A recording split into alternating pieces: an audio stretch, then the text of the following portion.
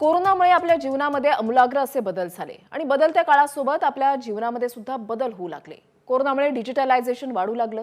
आपल्या जीवनात प्रत्येक ठिकाणी डिजिटल गोष्टींचा वापर हा वाढू लागला आणि डिजिटल क्षेत्रामध्ये होणारे बदल, नव्या वाटा यावरच तज्ञांच्या उपस्थितीमध्ये एबीपी माझाच्या माझा महाराष्ट्र डिजिटल महाराष्ट्र या कार्यक्रमात विचारमंथन केलं गेलं।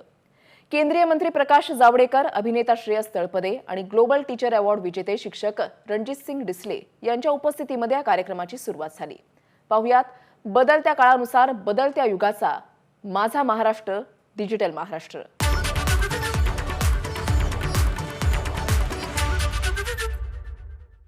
नमस्कार, मी Gyanada Kadam, Saraswat cooperative bank limited प्रस्तुत Majha Maharashtra digital Maharashtra, powered by Arihant superstructure limited, ABP weddings आणि propertyInspection.in, partner Storytel, digital partner ABP live या कार्यक्रमात आपल्या सर्वांचं स्वागत। डिजिटल माध्यम आपल्या आयुष्यावरती किती परिणामकारक ठरतंय, हे बदलतं विश्व आगामी काळात कोणतं नवं वळण घेणार आहे, या सगळ्याविषयीचं मंथन आजच्या या कार्यक्रमामध्ये आपण करणार आहोत।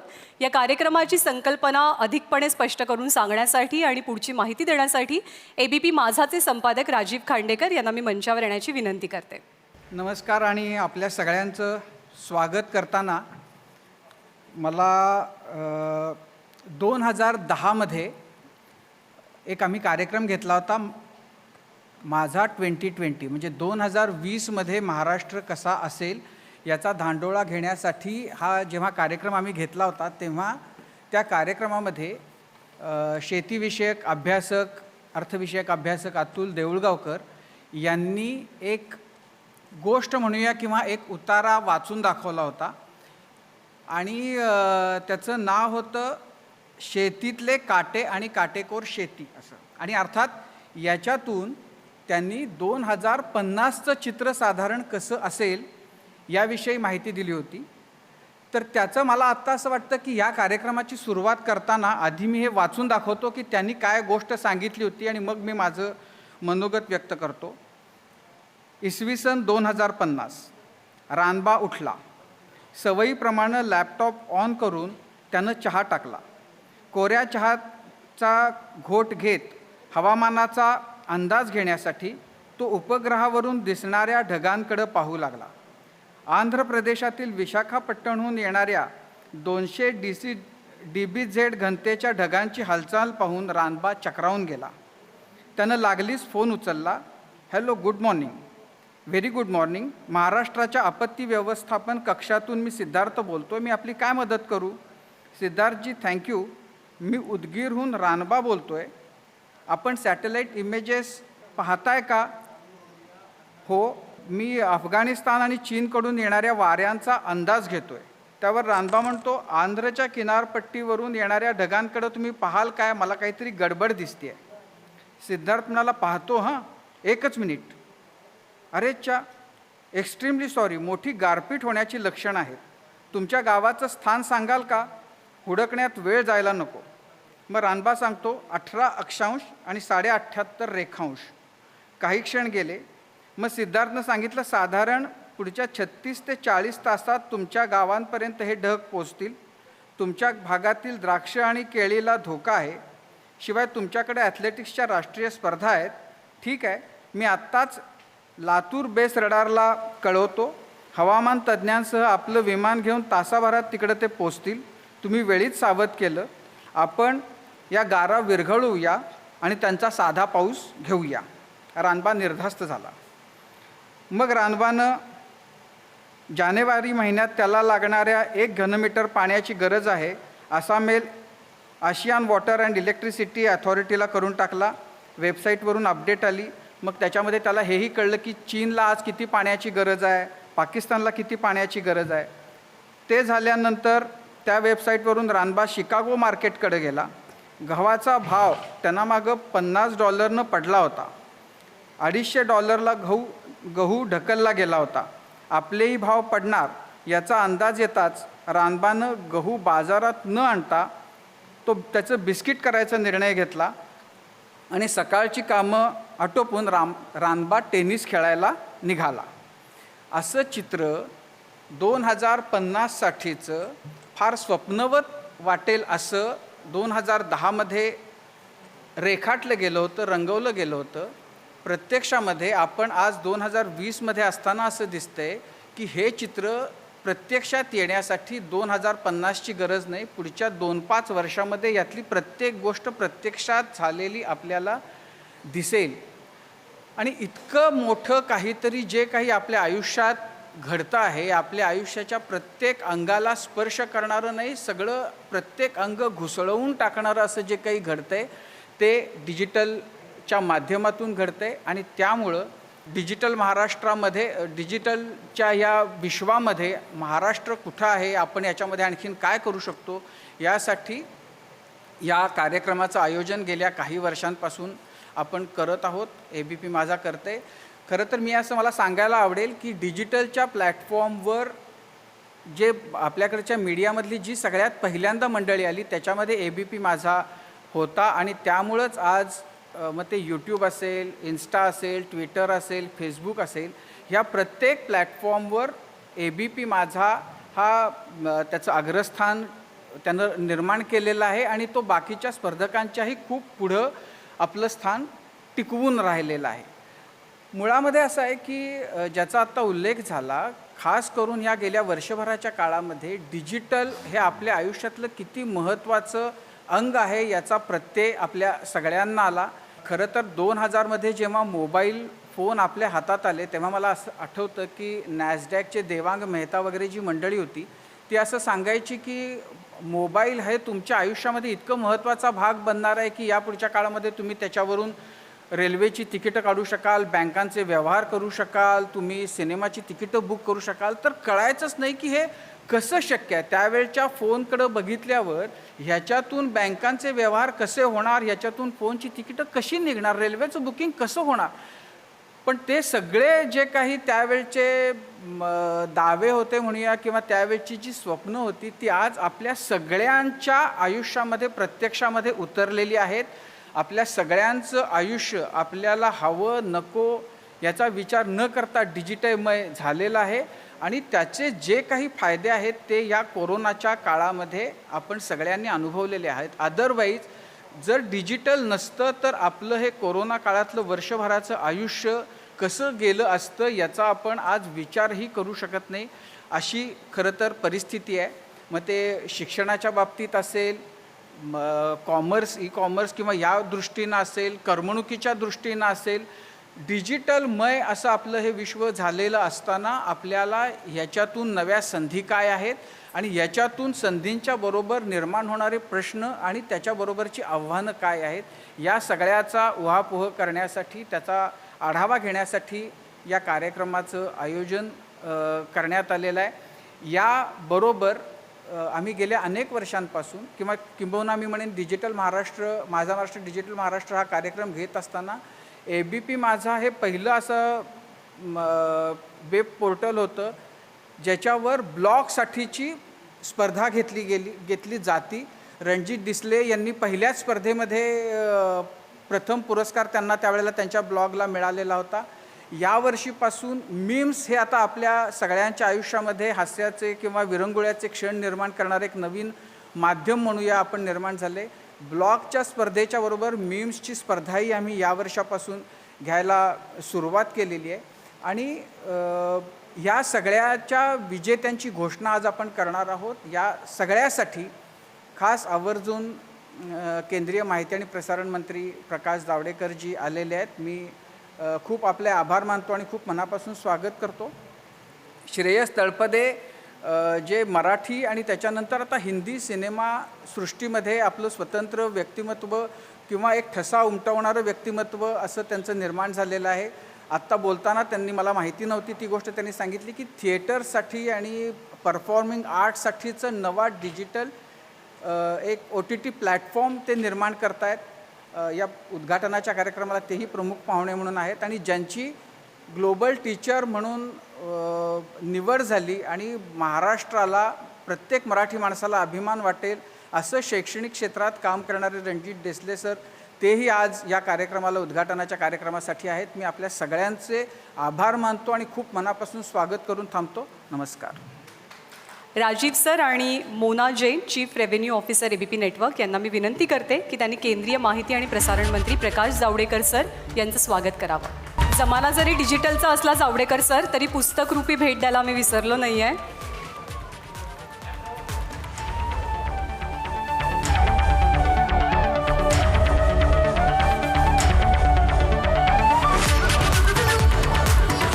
यानंतर अभिनेता श्रेयस तळपदे यांनी व्यासपीठावरती यावं.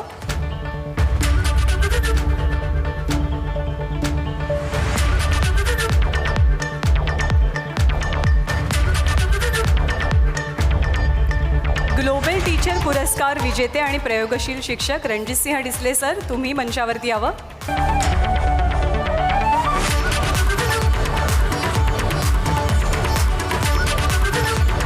मोना मॅम आपले आभार, थँक्यू.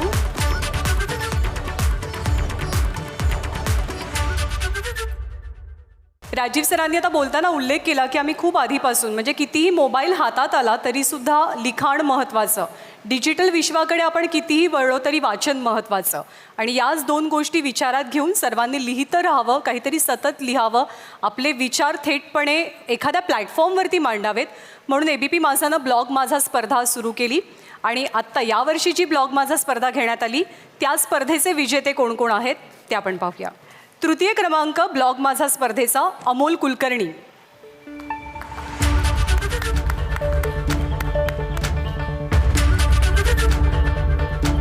तृतीय क्रमांक आपण विभागून दिलेला आहे. नितीन साळुंखे यांचा सुद्धा आपण गौरव तृतीय क्रमांकानं करतोय ब्लॉग माझा स्पर्धेसाठी.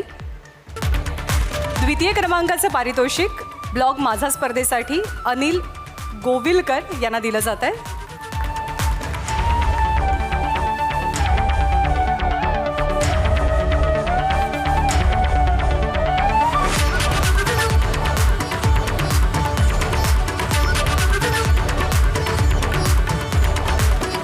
प्रथम क्रमांकाचं पारितोषिक आपण जाहीर करूया यशोधन जोशी आणि कौस्तुभ मृदुल या दोघांना. आता मीम स्पर्धा हा मीम इतका चर्चेचा विषय आपल्या आयुष्यात बनेल किंवा मनोरंजनाचा विषय बनेल याची आपण कोणीच कल्पना केली नव्हती. बदलत्या माध्यमाप्रमाणे जोक्सही माध्यम बदललं आहे. तर यावर्षी पहिल्यांदाच आम्ही मीम स्पर्धा आयोजित केली तर त्याचे विजेते आपण पाहूया. तिसरं बक्षीस मिळत आहे क्षितिज वर्मा. तिसरं पारितोषिक इथे विभागून देण्यात आलं आहे. फैजल खान यांनाही तिसरं पारितोषिक देण्यात आलेलं आहे. ते मीम आपण पाहतोय की नेमकं मीम काय बनवलं गेलं होतं.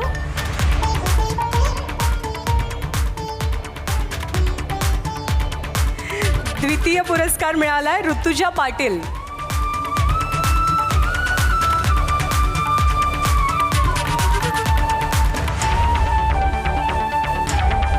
जावडेकर सर तुम्ही थोडंसं लक्ष द्या.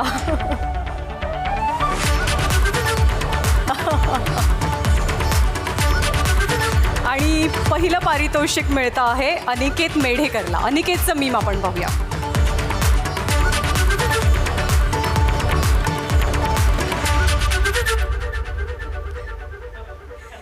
विनंती करते रणजितसिंह डिसले सरांना की त्यांनी त्यांच्या भावना व्यक्त कराव्यात कार्यक्रमाबद्दल सुद्धा आणि डिजिटल प्लॅटफॉर्मबद्दल सुद्धा. ABP माझाच्या याच्या डिजिटल महाराष्ट्र या कार्यक्रमामध्ये उपस्थित असलेले केंद्रीय मंत्री आदरणीय प्रकाशजी जावडेकर सर, अभिनेते श्रेयस तळपदे सर आणि राजीव सर यांच्यासोबत सर्वांचं मी आज स्वागतही करतो.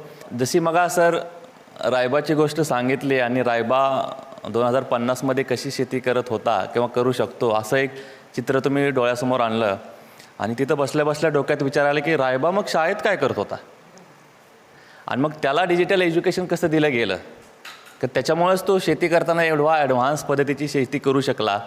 आणि म्हणून मग तिथं बसल्या बसल्या माझ्या डोक्यात विचार आले की कसं पद्धतीनं रायबाचं शिक्षण झालं असेल किंवा कशा पद्धतीने तो शाळेमध्ये शिकला असेल. तर 2020 सालाने ते आपल्याला शिकवले की डिजिटल एज्युकेशन हा किती महत्त्वाचा भाग असू शकतो शिक्षणाचा. मला आठवतं आहे जेव्हा जावडेकर सर तुम्ही केंद्रीय शिक्षण मंत्री होतात आणि त्यांनी ऑपरेशन ब्लॅकबोर्डच्या धर्तीवर ऑपरेशन व्हाईट बोर्ड ही स्कीम सुरुवात केली होती आणि प्रत्येक शाळांना इंटरॅक्टिव्ह बोर्ड्स देण्याचं त्यांनी सुतवाच केलं होतं. तर ते एक व्हिजन त्या काळामध्ये त्यांनी ते पाहिलेलं होतं की या डिजिटल युगाची परत किती गरज लागणार आहे आणि ते आता प्रत्यक्षात साकारत असताना त्याची उपयुक्तता देखील मला वाटतं या पॅन्डेमिकने सर्वांसमोर त्याची सिद्धच केलेलं आहे की किती डिजिटल एज्युकेशन महत्त्वाचं आहे. कारण एक खूप फेमस कोट आहे बघा सर, की students of 21st century are being taught by teachers of 20th century using 19th century curriculum on an 18th century techniques. हा एवढा मोठा गॅप भरण्याचं जे काम कोण करू शकतं, तर मला वाटतं ते डिजिटल एज्युकेशन करू शकतं आणि ते फार महत्त्वाचं आहे या दृष्टीनं. सर, हे एज्युकेशन देत असताना शिक्षकांची एम्पॉवरमेंट, त्यांची तयारी आणि ते विद्यार्थ्यांना कितपत चांगल्या पद्धतीनं शिकवू शकतील हा विचार अशा डिजिटल एज्युकेशन किंवा डिजिटल प्लॅटफॉर्मवरून जाणं गरजेचं आहे. कारण तुम्ही सर्वांनी बघितलं असेल, तुमची मुलं शाळेमध्ये जात असतील व्हर्च्युअली, शिक्षकांनी कसं ऑनलाईन शिकवावं याचं प्रशिक्षण आयोजित केलं गेलं, शिक्षकांना ते ट्रेनिंग दिलं गेलं. पण मुलांनी ऑनलाईन कसं शिकावं याचं कुठं प्रशिक्षण झालं आहे का? तर तसं काही झालेलं दिसत नाही. याचं कारण असं की त्या पिढीला आपण गृहीत धरलं आहे की त्यांना ते डिजिटल तंत्रज्ञान वापरता येतं आहे. ओनली थिंग की teachers are not prepared for this. So अशी नवीन शिक्षकांची जेव्हा आपण फळी तयार करू किंवा असे शिक्षक जे नवा भारत तयार करतील, अशा शिक्षकांच्या एम्पॉवरमेंटवरती आणि त्यांचे डिजिटल सॉफ्ट स्किल्स जे आहेत ते डेव्हलपमेंट करण्यासाठीचं विचार मंथन मला वाटतं अशा ABP माझाच्या प्लॅटफॉर्मवरती होऊ शकतं. आपण आज आमंत्रित केलं त्याबद्दल मी आपले मनपूर्वक आभार व्यक्त करतो. धन्यवाद.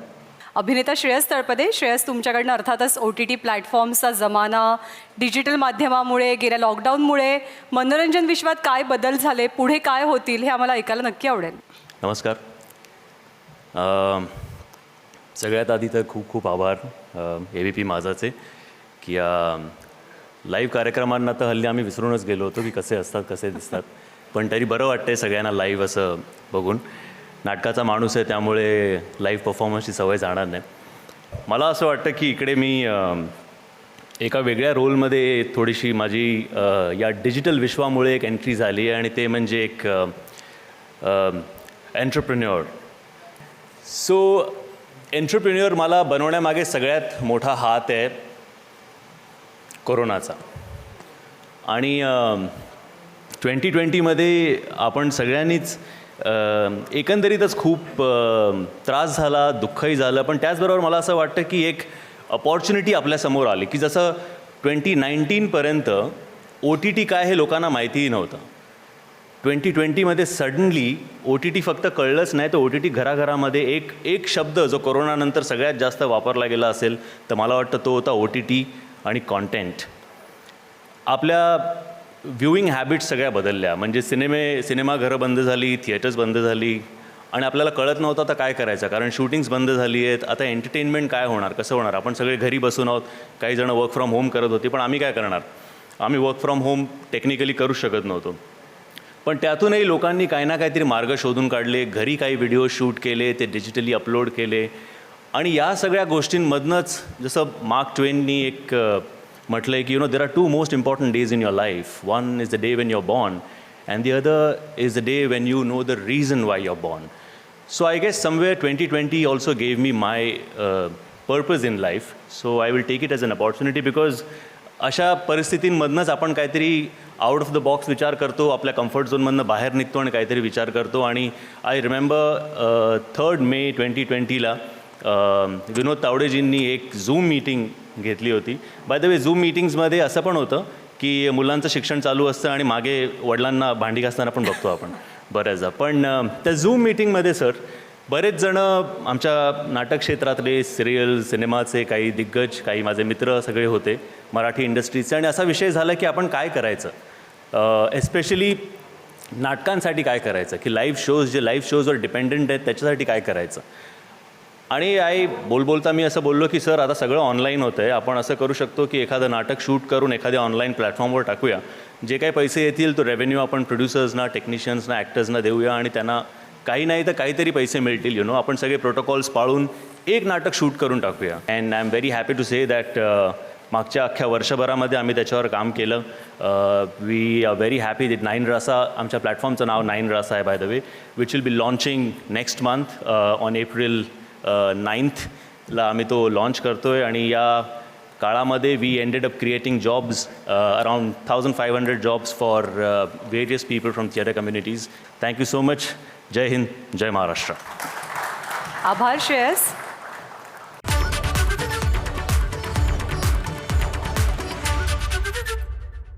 आजच्या कार्यक्रमाचे प्रमुख अतिथी माहिती आणि केंद्रीय माहिती आणि प्रसारण मंत्री प्रकाश जावडेकर सरांना मी विनंती करते की त्यांनी त्यांचं मनोगत व्यक्त करावं.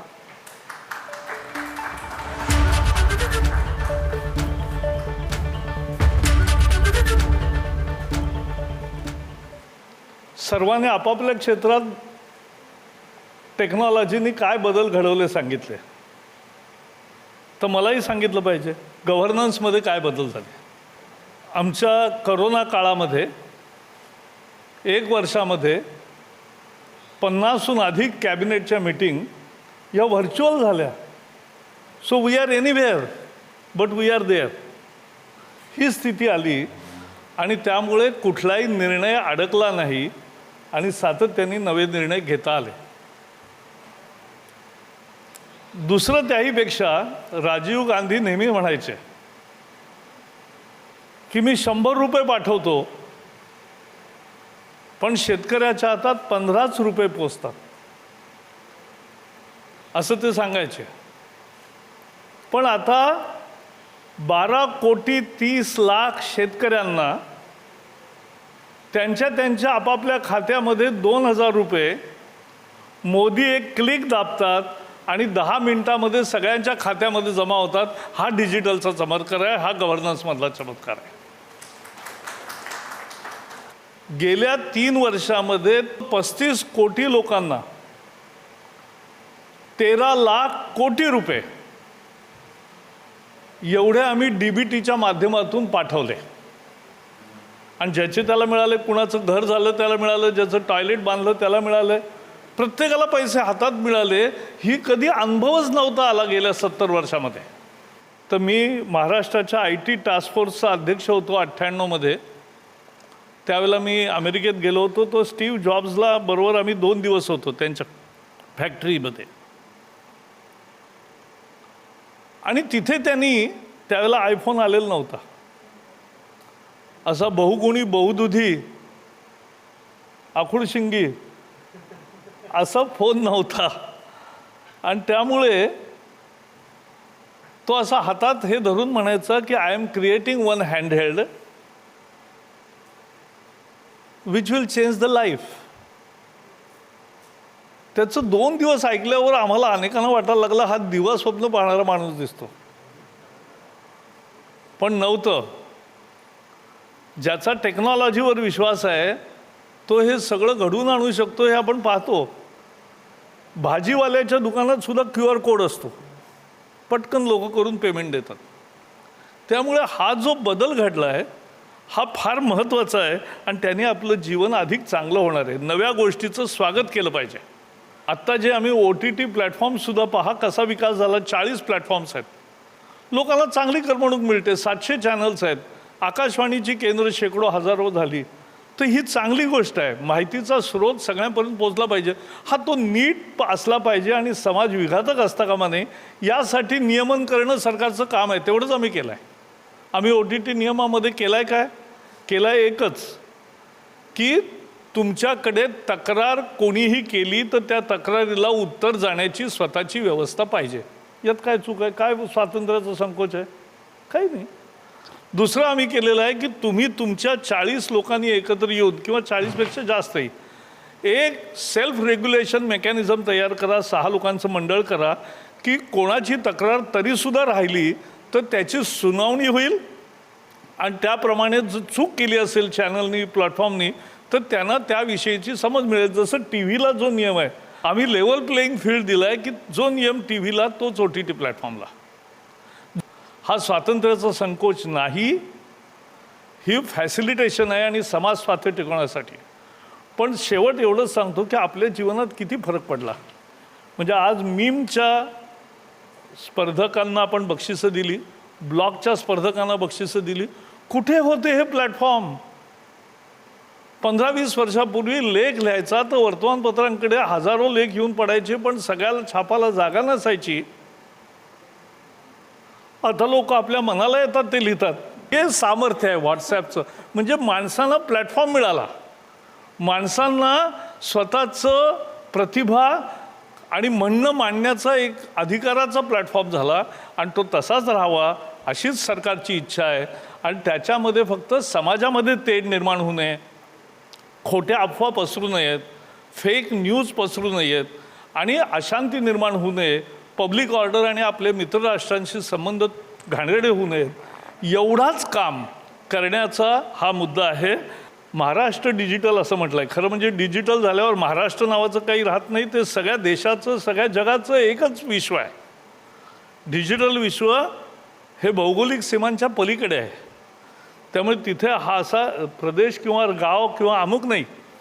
पण तरीसुद्धा महाराष्ट्राचं एक वैशिष्ट्य आहे की महाराष्ट्रामध्ये मी जेव्हा शिक्षण मंत्री होतो तेव्हा आढावा घेतला, हजारो शिक्षकांनी स्वतःहून डिजिटल शिक्षणाची महाराष्ट्रात सुरुवात केली, स्वतःहून ॲप्स तयार केली, स्वतःहून प्लॅटफॉर्म तयार केला की ज्याच्यावर त्यांनी भाषणं दिली आणि भाषणं म्हणजे लेक्चर दिलं आणि ते अनेक शाळांमध्ये लोकांनी वापरलं. आणि यातूनच आम्ही HRDनी त्यावेळेला विकसित केला, शिक्षण मंत्रालयाने एक प्लॅटफॉर्म की त्या प्लॅटफॉर्ममध्ये सगळ्या देशभरातल्या शिक्षकांना दीक्षा प्लॅटफॉर्म, त्यांनी सगळ्यांना आपापलं म्हणणं आणि आपापली लेक्चर्स देण्याची परवानगी दिली. आणि आज एवढा मोठा डाटा बँक तयार झाली की कुणालाही कुठल्याही विषयाची चांगली लेक्चर्स एका ठिकाणी मिळू शकतात. त्यामुळे असा आपल्या जीवनाला आमूलाग्र परिवर्तन करणार. आणि एक जसं तुम्ही सांगितलं ते बरोबर आहे की नव्या मुलांना रायबाला आता शिकवायला लागत नाही डिजिटल काय ते, कारण मला सुद्धा कळत नाही, ते माझी नात मला सांगते. हाच डिजिटलचा भाग आहे. धन्यवाद. जय हिंद.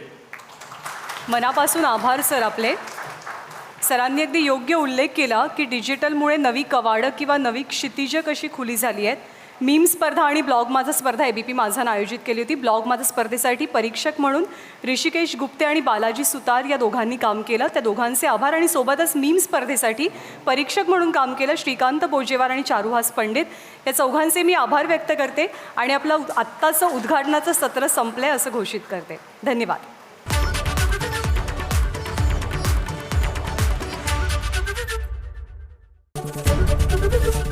ABP माझा, उघडा डोळे बघा नीट.